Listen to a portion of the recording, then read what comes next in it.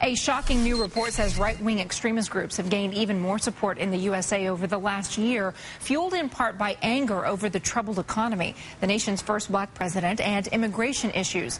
It's raising concerns over a potential rise in anti-government violence, like that deadly attack on an IRS building in Texas last week. I'm joined by Mark Potok of the Southern Poverty Law Center, the author of the annual report, Rage on the Right. What stands out to you this year in terms of these groups who are truly angry at the way they see the government acting? Really, what stands out the most is just the scope of the thing. I mean, there has been an enormous growth in groups on the radical right of all kinds in the last year. You know, when we look at the whole picture, though, the most astounding growth has come in the so-called patriot groups, the militias that all of us remember from the 1990s. You know, these groups had very largely, if not disappeared, at least gone quiescent. But what we found was 363 new groups in the last year. That's a 244% increase in a single year. And at the same time, we saw a lot of growth in other types of radical groups. All right, but so it's been quite astounding. When you're talking patriot groups, I mean, are these just pro-America groups? What is it about them that concerns you in terms of the threat they represent against America?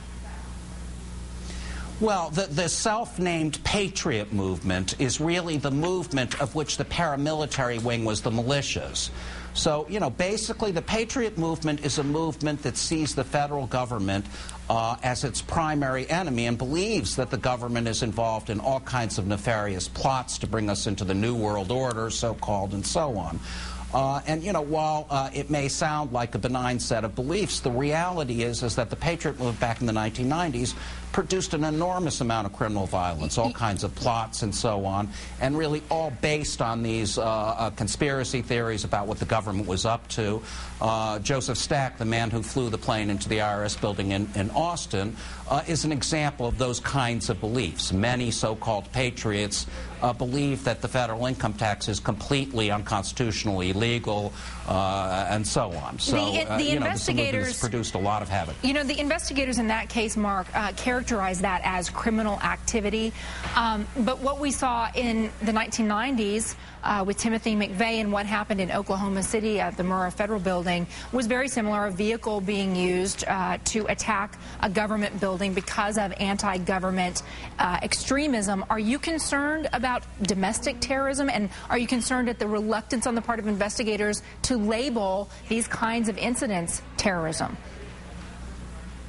Well, look, in the Joseph Stack case, one could argue about it because there's certainly evidence in both directions.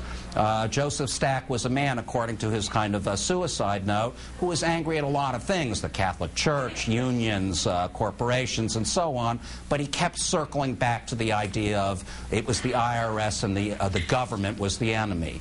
So am I concerned? Yes, I am concerned. We've seen a great deal of at least attempted domestic terrorism, I think an obvious rise over the last 12 to 18 months. A lot of that has been connected to the essentially the rise to the White House of a black man. There are many people who are angry about that, and also angry about the demographic change that definitely is occurring in this country. Immigration. So, you know, yes, I worry about violence. All right.